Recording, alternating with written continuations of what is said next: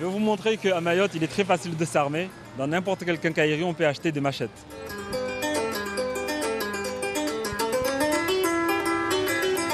Donc, comme vous pouvez le constater, j'ai pu acheter mon arme pour moins de 20 €. C'est assez facile, on ne m'a pas demandé une pièce d'identité, on ne m'a pas demandé si je suis agriculteur, on ne m'a rien demandé, on m'a demandé juste de payer.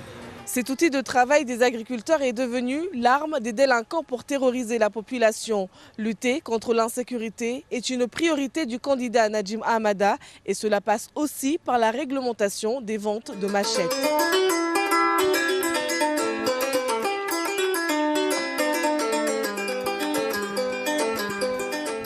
Aujourd'hui, pour vendre de l'alcool, il faut une licence 4.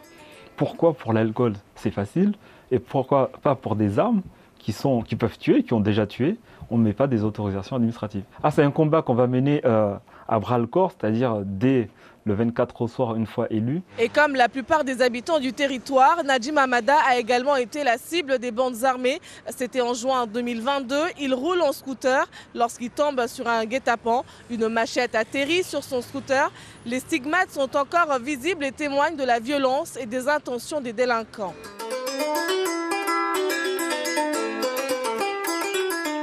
Ironie de cette agression, ça s'est passé devant la maison d'arrêt de Majkavo. Ces personnes-là auraient dû être à l'intérieur de la prison, mais ils étaient à l'extérieur. Et donc, j'ai voulu illustrer le fait qu'on a une problématique à Mayotte sur cette prison qui est occupée à plus de 620 personnes actuellement, c'est-à-dire un taux d'occupation de 250%. Et le quartier mineur, tenez-vous bien, c'est une vingtaine de places. Donc pourquoi tous ces mineurs sont à l'extérieur? Parce que la justice n'a pas les moyens de les enfermer. Toute personne auteur d'un crime ou d'un délit doit être jugée sans aucune distinction d'âge, prône le candidat Hamada, qui estime que trop souvent devant la justice, la victime devient coupable.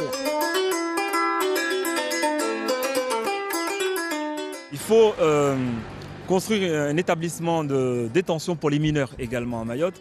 Contrairement à ce que nous